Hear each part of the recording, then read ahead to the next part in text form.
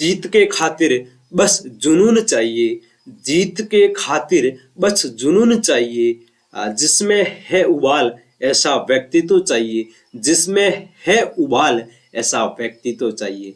ये आसमां भी आएगा जमी पर, ये आसमां भी आएगा जमी पर, बस दोस्तों इरादों में जीत का जुनून होना चाहिए, बस दोस्तों इरादों में जीत का जुनून होना चाहिए।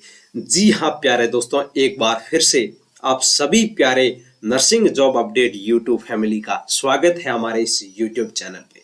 जैसा कि आप सभी को पता है दोस्तों कि नए साल के साथ में हमने नई शुरुआत की थी ESIC नर्सिंग ऑफिसर वैकेंसी को लेकर। स्पेशली आप सबके लिए मोस्ट इम्पोर्टेंट MCQ सेशन हमने स्टार्ट किया था।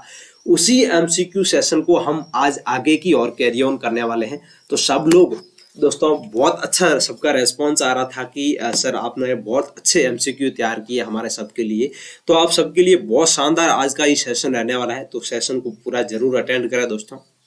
और दोस्तों यदि आप नर्सिंग जॉब अपडेट के इस चैनल पे फर्स्ट बार विजिट कर रहे हो तो दोस्तों चैनल को सब्सक्राइब कर लें और बेल घंटी के निशान को ऑल पे प्रेस कर लें, ताकि आने वाली हर एक इम्पोर्टेंट वीडियोस की नोटिफिकेशन आपको समय समय पर मिलती रहेगी। और दोस्तों आपने अभी तक टेलीग्राम चैनल ज्वाइन नहीं किया है तो आप वो जरूर ज्वाइन कर लें। वहाँ पे हर एक वैकेंसी की अपडेट आपको टेलीग्राम चैनल पे PDF अवेलेबल हो जाता है। उसके साथ में इम्पोर्टेंट नोट्स है और कोई डाटाज है, सारे अपडेट आपको टेलीग्राम चैनल पे मिल जाती है। तो सब लोग जाएं टेलीग्राम चैनल जरूर ज्वाइन करें। लिंक है आपको डिस्क्रिप्शन में प्रोवाइड करवा रखा है। यदि लिंक वर्क न करे तो आप सब लोग जाएं नर्सिंग जॉब अपडेट सर्च करें, वहाँ से आपको टेलीग्राम चैनल मिल जाएगा। तो दोस्तों आपका बिना टाइम वेस्ट किए आज के सेशन को स्टार्ट करते हैं। आज के सेशन का क्वेश्चन नंबर फर्स्ट रहने वाला है कि an obstruction in bile duct cause. बहुत अच्छा क्वेश्चन है दोस्तों कि ऑब्स्ट्रक्शन है किसके अंदर, जो बाइल डक्ट के अंदर ऑब्स्ट्रक्शन आ रहा है तो वो कौन सा कोज रहने वाला है। जॉइंडिस को कोज करेगा, मलेरिया को, कोलेरा को, एसिडिटी। क्या राइट आंसर रहने वाला है? सब लोग आंसर जरूर पुटअप करें दोस्तों, क्योंकि आज के सेशन मैंने बताया था आपको स्टार्टिंग में बहुत इंपॉर्टेंट खास सेशन होने वाला है, क्योंकि इसमें बहुत इंपॉर्टेंट जो क्वेश्चंस आपको कहीं ना कहीं रिपीटेडली एग्जाम में जरूर देखने को मिलेंगे, वही क्वेश्चंस आज के इस सेशन में डिस्कस करने वाले हैं दोस्तों। क्वेश्चन में ये पूछा गया है कि बाइल डक्ट है उसके अंदर ऑब्स्ट्रक्शन आ रहा है तो कौन सा कोज करेगा, जॉइंडिस को कोज करने वाला। जी हाँ दोस्तों, ऑब्स्ट्रक्शन इन बाइल, जो बाइल का रास्ता है उसके डक्ट के अंदर क्या आ रहा है, ऑब्स्ट्रक्शन आ रहा है बाइल का, बाइल डक्ट के अंदर, उसको अपन क्या बोलेंगे, जॉइंडिस बोलेंगे। जी हाँ दोस्तों, उसके बाद में दोस्तों बात करें अपन वन बाय वन। मलेरिया को कौन कॉज करता है, मादा एनाफिलीज मॉस्किटो, मादा Anopheles mosquito, Anopheles mosquito,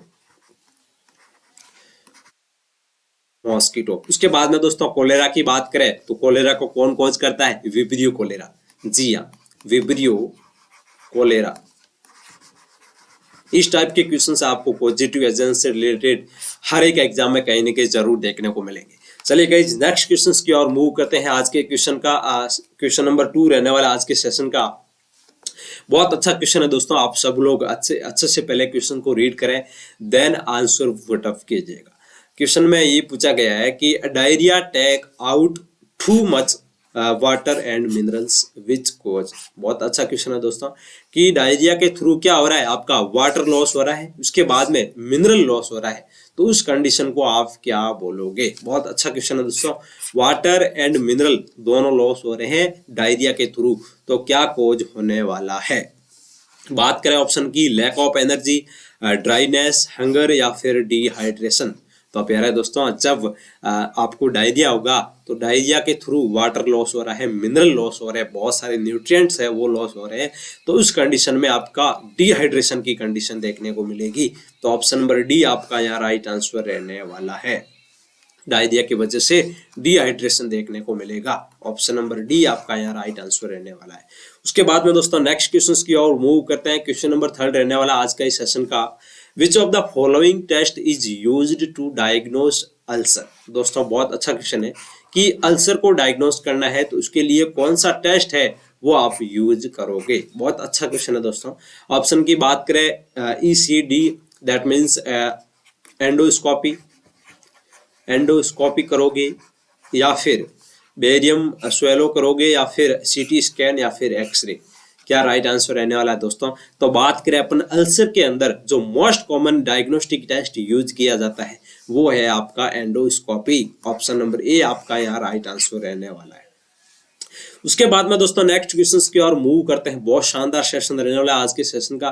question number 4 दोस्तों, आप क्वेश्चन को अच्छे से रीड करें, देन खुद आंसर दीजिएगा ताकि आप खुद को पता लगेगा कि मुझे ये आंसर आ रहा था इस क्वेश्चन का या फिर नहीं। तो दोस्तों नेक्स्ट क्वेश्चन में ये पूछा गया है कि a major causative organism of peptic ulcer. दोस्तों पेप्टिक अल्सर का जो मेजर कॉजेटिव ऑर्गेनिज्म है मोस्ट कॉमन, वो कौन सा रहने वाला है? दोस्तों बात करें ऑप्शन की इसेरिया कोलाई या फिर स्टेप्टोकोकाई, स्टेफाइलोकोकाई या फिर हेलिकोबैक्टर पाइलोरी। तो दोस्तों बात करें जो मोस्ट कॉमन माइक्रो ऑर्गेनिज्म होता है, पॉजिटिव ऑर्गेनिज्म होता है, वो कौन सा रहने वाला है? Helicobacter pylori. Option number D है वो आपका राइट आंसर रहने वाला है। जी हाँ दोस्तों, हेलिकोबैक्टर आपका पाइलोरी है, वो पेप्टिक अल्सर का मोस्ट कॉमन कोज है। दोस्तों ये क्वेश्चन 5 स्टार क्वेश्चन है। ये क्वेश्चन से हर एक एग्जाम में कहीं ना कहीं आपको रिपीटेडली जरूर देखने को मिलेगा। दोस्तों बहुत सारे जो एग्जाम्स में ये क्वेश्चन बार बार रिपीट होता रहता है कि पेप्टिक अल्सर का माइक्रो ऑर्गेनिज्म है मेजर, वो कौन सा देखने को मिलता है? तो आपका वो आंसर जाएगा हेलिकोबैक्टर पाइलोरी। उसके बाद में दोस्तों इकोलाई की बात करें, इसेरिया कोलाई की, तो ये किसमें देखने को मिलता है मोस्ट कॉमन? यूटीआई के अंदर, यूरिनरी ट्रैक्ट इन्फेक्शन के अंदर आपको मोस्ट कॉमनली है वो इकोलाई देखने को मिलता है।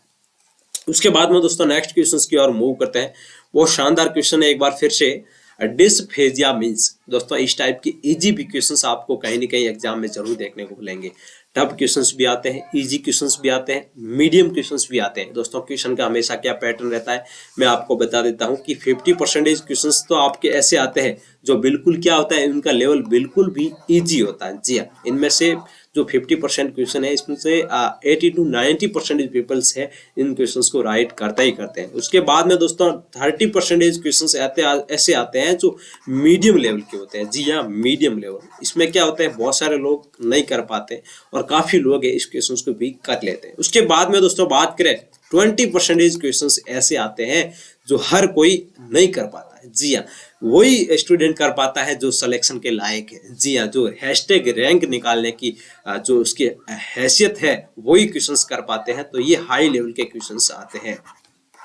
ये हर एक एग्जाम में यही पैटर्न रहता है दोस्तों। तो ये क्वेश्चंस किसका है? 50% जो इजी क्वेश्चंस आते हैं इनमें से क्वेश्चंस का ये आपका क्वेश्चंस रहने वाला है। इस टाइप की क्वेश्चंस में लोग कंफ्यूज होके यही क्वेश्चंस रॉन्ग कर देते हैं। जो ज्यादा इंटेलिजेंट दिखाते हैं, ऑप्शन को अच्छे से पढ़ते ही नहीं है, डायरेक्ट आंसर दे देते हैं, तो यही क्वेश्चंस रॉन्ग होने की संभावना रहती है। ऐसे ही क्वेश्चंस है जो मेरिट आपकी डिसाइड करने वाले होते हैं। इजी क्वेश्चंस आपको कभी भी गलत नहीं करना दोस्तों। तो डिस्फेजिया का मेन पूछा गया है कि अब्सेंस ऑफ ब्रीथिंग या फिर डिफिकल्टी इन स्वेलोइंग या फिर डिफिकल्टी इन ब्रीथिंग या फिर डिक्रीज इन रेस्पिरेटरी रेट। तो दोस्तों बात करें सबसे पहले ऑप्शन नंबर ए कि अब्सेंस ऑफ ब्रीथिंग, उस कंडीशन को आप क्या बोलोगे? एपनिया। एपनिया एपनिया का मतलब ये हो गया कि रेस्पिरेशन रेट है बिल्कुल क्या है, एब्सेंट है। उसके बाद में डिफिकल्टी इन स्वेलोइंग की बात करें तो डिस्फेजिया बोलेंगे, डिस्फेजिया। बाद में दोस्तों डिफिकल्टी इन ब्रीथिंग की बात करें तो डिस्फिनिया हो जाएगा। क्या हो जाएगा? डिस्फिनिया। उसके बाद में डिक्रीज रेस्पिरेशन रेट की बात करें तो दो वर्ड यूज होते हैं, एक तो होता है टेकीकार्डिया, टेकी वर्ड, एक होता है ब्रेडी। तो ब्रेडी और टेकी का मीन्स होता है इंक्रीज और ब्रेडी का मीन्स होता है डिक्रीज। तो दोस्तों यहाँ रेस्पिरेशन रेट का पूछा गया है तो आपका इसमें हो जाएगा कि ब्रेडी पिनिया। उसके बाद में यदि हार्ट रेट का पूछ लेते हैं कि डिक्रीज हार्ट रेट तो आपका हो जाएगा वहां ब्रेडी कार्डिया। यदि इंक्रीज का पूछा जाता है तो टेकी पिनिया हो जाएगा रेस्पिरेशन के लिए, और हार्ट रेट इंक्रीज हो रही है तो टेकी कार्डिया हो जाएगा। तो इसका जो आंसर जाएगा आपका decrease in respiration rate, that means bradypnoea, bradypnoea. ये दोस्तों इजी क्वेश्चन है, आपको इस टाइप के क्वेश्चंस कम्युनिटी हेल्थ ऑफिसर के एग्जाम में जरूर कहीं ना कहीं देखने को मिलेंगे। बट इस टाइप के क्वेश्चंस मैंने बताया कि आपको ESIC, नॉरसेट किसी भी एग्जाम में जरूर देखने को मिलेंगे। जी हाँ दोस्तों, डिस्फेजिया की बात करें तो आपका ऑप्शन नंबर बी आपका राइट आंसर रहने वाला है। जी हाँ दोस्तों, अपन बात करें ऑप्शन नंबर 2 है वो आपका राइट आंसर रहने वाला है। उसके बाद में दोस्तों बात करें अपन जैसे इस टाइप के, यदि डिस्फेजिया, डिस्फेजिया आता आपका यहाँ पे डिस्फेसिया, डिस्फेसिया SIA आता तो आपका यहाँ जाता डिफिकल्टी इन स्पीकिंग, बोलने में प्रॉब्लम आ रही है, दिक्कत आ रही है, उसको अपन क्या बोलेंगे, डिस्फेजिया बोलेंगे। यहाँ पे डिस्फेजिया है, इसका मतलब होता है कि डिफिकल्टी इन स्वेलोइंग। उसके बाद में दोस्तों नेक्स्ट क्वेश्चन की ओर मूव करते हैं। क्वेश्चन नंबर 6 रहने वाला आज के सेशन का, बहुत शानदार क्वेश्चन है दोस्तों। बात करें बैसिलरी डिजेंट्री पॉजिटिव ऑर्गेनिज्म, बहुत अच्छा क्वेश्चन है। जो आपका बैसिलरी डिजेंट्री है उसका जो जो मोस्ट कॉमन पॉजिटिव एजेंट क्या रहने वाला है। बात करें एंट एमीबा या फिर इकोलाई या फिर सिंगेला या फिर स्टेफाइलोकोकाई, बहुत अच्छा क्वेश्चन है दोस्तों। क्या राइट आंसर रहने वाला, सब लोग आंसर जरूर पुटअप करें। बैसिलरी डिजेंट्री का मोस्ट कॉमन जो पॉजिटिव एजेंट है वो आपका रहने वाला है सिंगेला, ऑप्शन नंबर सी है वो आपका यहाँ राइट आंसर रहने वाला है। उसके बाद में दोस्तों मैंने इकोलाई का पहले भी आपको बता दिया था, इसका जो मेन किसका रहने वाला है, यूटीआई का, यूरिनरी ट्रैक्ट इन्फेक्शन का जो मेन पॉजिटिव ऑर्गेनिज्म है वो रहने वाला है इकोलाई। उसके बाद में दोस्तों बात करें नेक्स्ट क्वेश्चन की और मूव करते हैं। बहुत शानदार क्वेश्चन है, एक बार फिर से आप सब लोग क्वेश्चन को अच्छे से पढ़ें, देन आंसर देने की प्रयास कीजिए। क्वेश्चन नंबर 7 रहने वाला है, which of the following diagnostic test would be used to assess a client with acute upper GI bleeding। जी हाँ दोस्तों, एक पेशेंट है जिसके अंदर अपर जो एक्यूट अपर GI ब्लीडिंग हो रही है। जी हाँ, अपर जो आपका GI सिस्टम होता है वहाँ पे आपकी ब्लीडिंग हो रही है, तो उसके लिए जो डायग्नोस्टिक टेस्ट है वो आप कौन सा यूज करने वाले हो। बहुत अच्छा क्वेश्चन है दोस्तों। बात करें ऑप्शन की अपर GI सीरीज या फिर बेरियम एक्सरे या फिर एंडोस्कोपी या फिर आर्टेरियोग्राफी। तो दोस्तों बात करें, मैंने क्या बोला था आपको पहले, तो जो अल्सर के लिए यूज करने वाला तो वही टेस्ट था एंडोस्कोपी। अभी क्या हो रही है, एक्यूट अपर GI ब्लीडिंग हो रही है, तो उसके लिए भी आप कौन सा टेस्ट करोगे, एंडोस्कोपी आपको करना होता है। ऑप्शन नंबर सी आपका यहाँ राइट आंसर रहने वाला है। उसके बाद में दोस्तों बात करें नेक्स्ट क्वेश्चन की, क्वेश्चन नंबर 8 रहने वाला है आज के सेशन का, एमोबिक डिजेंट्री कॉज्ड बाय। बहुत अच्छा क्वेश्चन है दोस्तों कि एमोबिक डिजेंट्री है वो किसको कॉज करने वाली है, इसका जो पॉजिटिव एजेंट है वो कौन सा रहने वाला है। बात करें ऑप्शन की इकोलाई रहेगा या फिर एंट अमीबिका या फिर स्टेप्टोकोकाई या फिर शेंगेला। जी हाँ दोस्तों, एमोबिका डिसेंट्री का जो कॉज है वो कौन सा रहने वाला है, एंट एमएबी का, ऑप्शन नंबर 2 है वो आपका यह राइट आंसर रहने वाला है। वो शानदार सेशन है आज का। मैंने आपको पहले भी बोला था कि इस आज के सेशन में बहुत इंपॉर्टेंट क्वेश्चंस कहीं ना कहीं आपको हर एक एग्जाम में रिपीटेड जरूर देखने को मिलते हैं। Risk factor is more after blood transfusion, बहुत अच्छा क्वेश्चन है दोस्तों। यदि आप ब्लड ट्रांसफ्यूजन कर रहे हो उसके बाद में जो मोर रिस्क रहने वाली है, कौन सा हेपेटाइटिस है जो ब्लड ट्रांसफ्यूजन के बाद में है जो ज्यादा रिस्क पैदा करता है, फैक्टर या फिर risk of the more after blood transfusion, blood transfusion के बाद में सबसे ज्यादा कौन सी हेपेटाइटिस की रिस्क रहती है। ऑप्शन की बात करें दोस्तों, hepatitis A, hepatitis B, hepatitis C और हेपेटाइटिस डी। तो दोस्तों बात करें अपन आफ्टर ब्लड ट्रांसफ्यूजन जो कौन सा आपका जो होने वाला है, हेपेटाइटिस सी।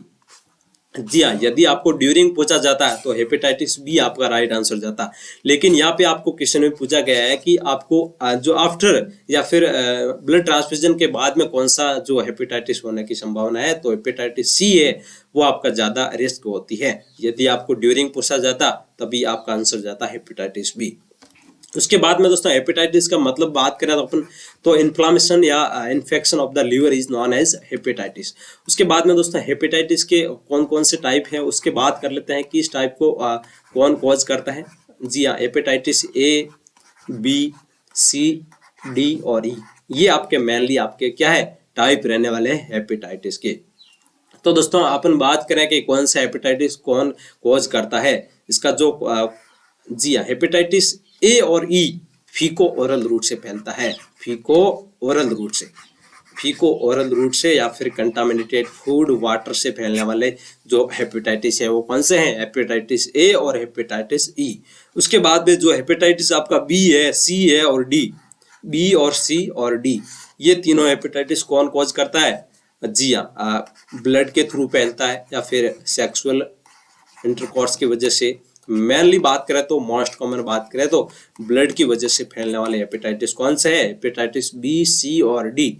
और हेपेटाइटिस ए और ई किससे फैलते हैं? फीको ओरल रूट या फिर कंटामिनेटेड वाटर है, कंटामिनेटेड फूड है, इनकी वजह से फैलने वाले हेपेटाइटिस ए एंड ए। तो इस टाइप के क्वेश्चन से आपको यदि पूछा जाता है एग्जाम में तो आपको अच्छे से राइट करना दोस्तों। बिल्कुल इस टाइप के इजी क्वेश्चंस को बिल्कुल आप कभी भी इस क्वेश्चंस को रॉन्ग नहीं करना है।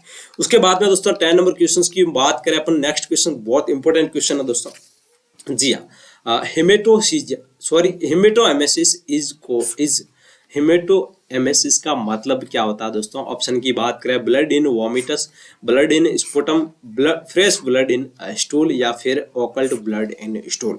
तो दोस्तों हेमेटोएमेसिस की बात करें तो आपका जो वॉमिटिंग के साथ में ब्लड आ रहा है उस कंडीशन को आप क्या बोलोगे? हेमेटोएमेसिस। हेमेटोएमेसिस किसको बोलोगे? जब आपका ब्लड आ रहा है वॉमिटिंग के साथ में।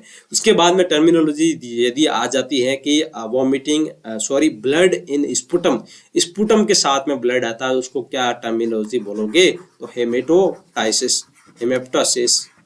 किसको बोलोगे? Blood in sputum. उसके बाद में यदि आ जाता है कि fresh blood in stool, blood के जो फ्रेश ब्लड आ रहा है स्टूल के साथ में, तो आप क्या बोलोगे? जी हाँ, बात करें हेमेटोसीजिया।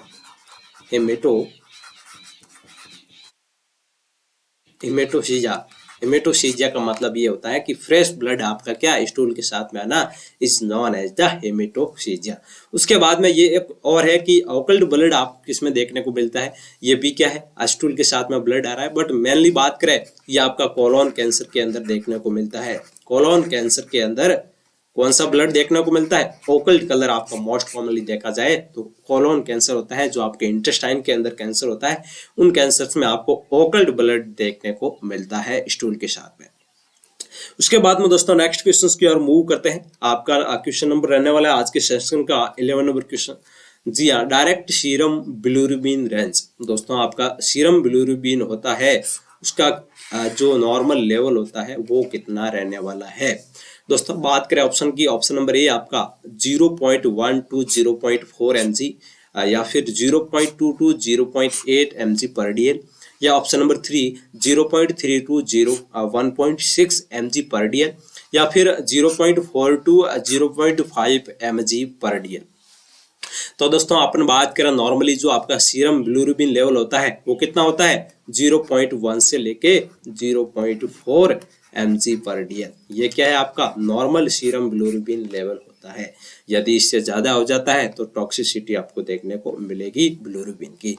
तो ऑप्शन यहाँ पे आपका ए है वो यहाँ राइट आंसर रहने वाला है। जी हाँ दोस्तों, ऑप्शन नंबर 1 है वो आपका यहाँ राइट आंसर रहने वाला है।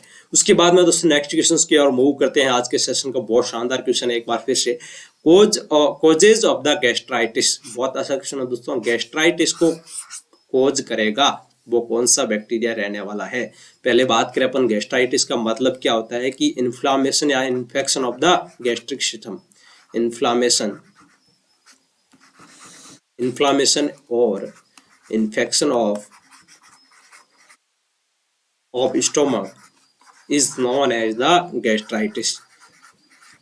उसके बाद में दोस्तों ऑप्शन की बात करें, H pylori infection, or use of NSAID, या फिर अल्कोहल एंड स्मोकिंग, या फिर ऑल ऑफ एबो। तो दोस्तों बात करें अपन गैस्ट्राइटिस के, ये सारे कोज है वो किसके हैं? गैस्ट्राइटिस के देखने को मिलेंगे। ऑप्शन नंबर डी आपका यहाँ राइट आंसर जाने वाला है।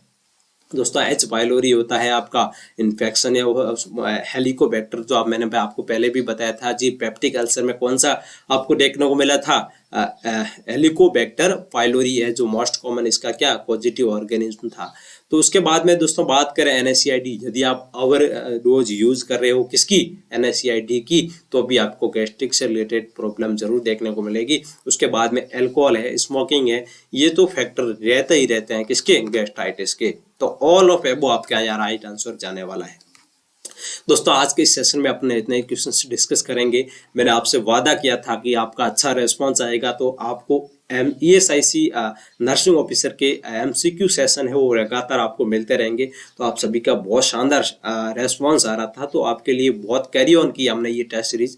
तो आपको डेली एक सेशन जरूर देखने को मिलेगा दोस्तों। आप सब लोग हमारे साथ ऐसा ही प्यार बनाए रखें।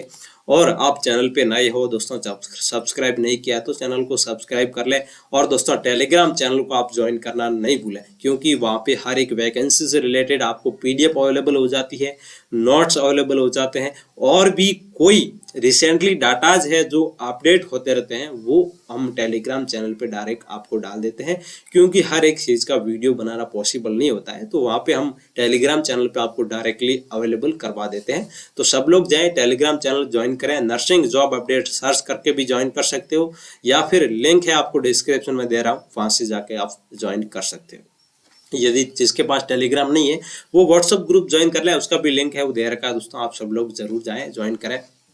उसके बाद में दोस्तों कि और भी इम्पोर्टेंट आपको सेशन है वो लगातार मिलते रहेंगे, तो सब लोग इस चैनल को सब्सक्राइब कर लें, प्यार देते रहे दोस्तों। और जाने से पहले आप सबके लिए कि ईश्वर का दिया हुआ कभी अल्प नहीं होता, ईश्वर का दिया हुआ कभी अल्प नहीं होता, जो टूट जाए वो संकल्प नहीं होता, जो टूट जाए वो संकल्प नहीं होता। और दोस्तों हार को लक्ष्य से दूर ही रखना मेरे दोस्त, क्योंकि जीत का कोई विकल्प नहीं होता।